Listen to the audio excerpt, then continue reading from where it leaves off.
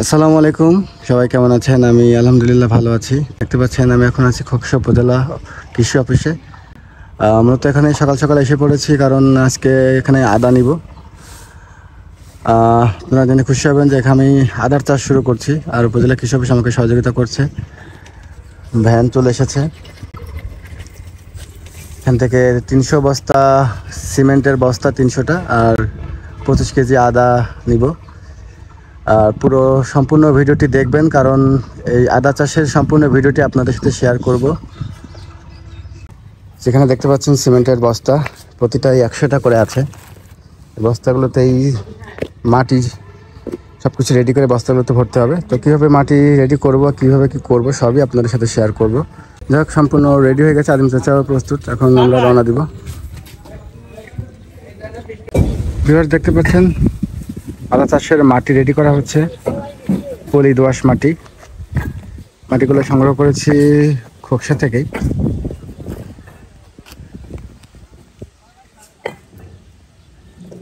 তো বালি বালি টাইপের মাটিগুলো হয় সাধারণত, পলি মাটি। দেখতে পাচ্ছেন মাটিগুলো রেডি করা হচ্ছে এখন।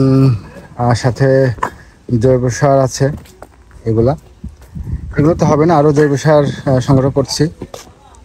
এরকম একটা সিমেন্টের বস্তায় এভাবে মাটিগুলো আপাতত একটা আইডিয়ার জন্য এগুলো রেডি করা হয়েছে, কতটুকু পরিমাণ মাটি লাগবে। তো ভিউয়ার্স, মাটি রেডি করা হলে এরপরে আমরা পরবর্তী কার্যক্রমগুলো আপনাদের সাথে শেয়ার করব।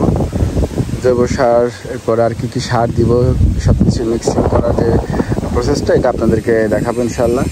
তো দেখতে থাকুন ভিডিওটি। ধন্যবাদ।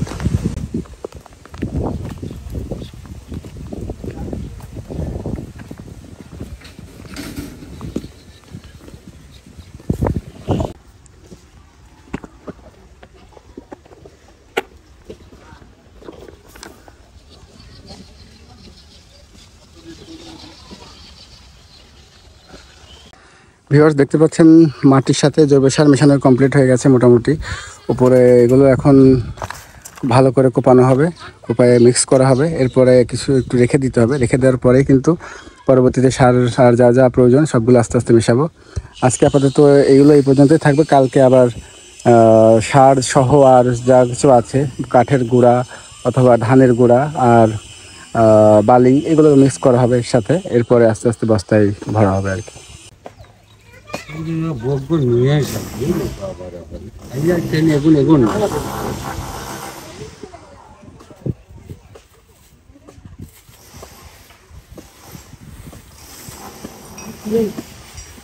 আদা লাগাবো।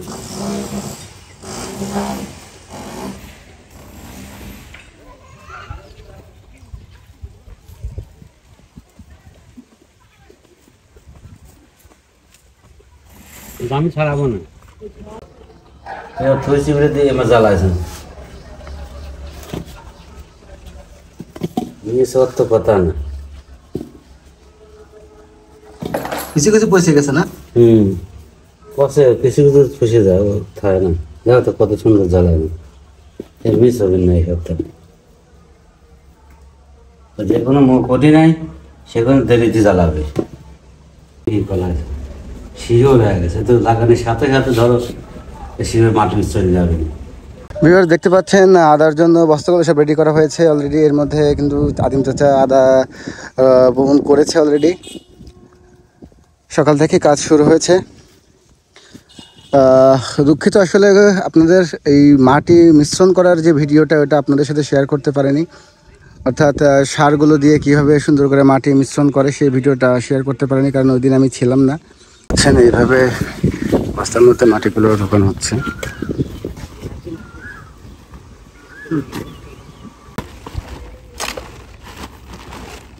20 কেজি করে যাচ্ছে না দাদা? 20 কেজির বেশি লাগবে, কিন্তু 20 থেকে 25 কেজি লাগবে। হ্যাঁ, মিনিমাম 25 কেজি করে বস্তায় যাবে। হ্যাঁ মাটি, হ্যাঁ এইটা অল্প অল্প করে ভয় দিচ্ছে, ওই জায়গায় তার বড় আছে।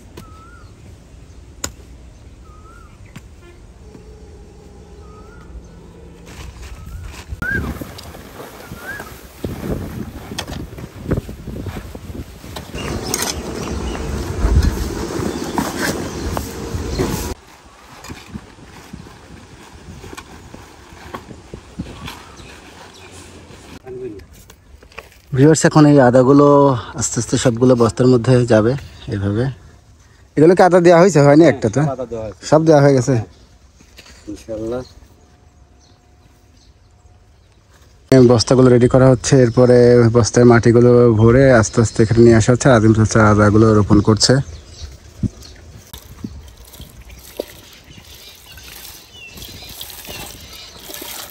মোটামুটি সবগুলো আদাতেই এরকম গ্রুপগুম হয়েছে। দেখুন, একটা বস্তায় প্রথমে 2টা করে দেওয়া হবে, এরপরে যদি বেঁচে যায় তখন 3টা করে দিব। এখন এই বস্তাগুলো এভাবে সাজানো হবে। বস্তাগুলো সাজিয়ে এর মধ্যে এখন আদা দেওয়া হবে আর কি।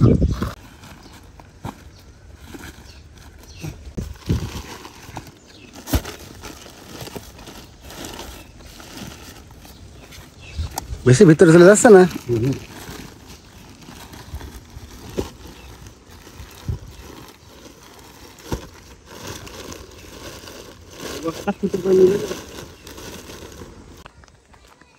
সকাল 8টা থেকে কাজ শুরু করেছে 4 জন। এখন বেলা বেজে দুপুর 1টা। মোটামুটি এই সাইডে 30টা করে লাইন, অর্থাৎ 90টা, আর এই পাশে 18টা করে গিয়েছে পর্যন্ত, অর্থাৎ 54।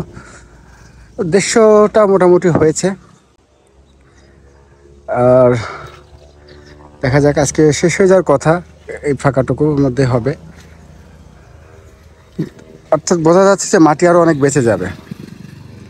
মাটি বেঁচে গেলে এখান থেকে আরও কিছু নিয়ে আরও কিছু বস্তা কিনতে হবে। বস্তা হয়তো 300-350 বস্তা হবে, আরও আশেপাশে দিয়ে লাগাই দিব। যাক, আজান পড়ছে, আজানের পরে আবার ব্লগ নিয়ে আসছি। মোটামুটি 3 লাইন করে 2টা রো করা হয়ে গেছে প্রায়। আর একটা রো করলে, অর্থাৎ 90টা করলে হয়তো প্রায় শেষের দিক হয়ে যাবে। সময়ও বেশি নেই।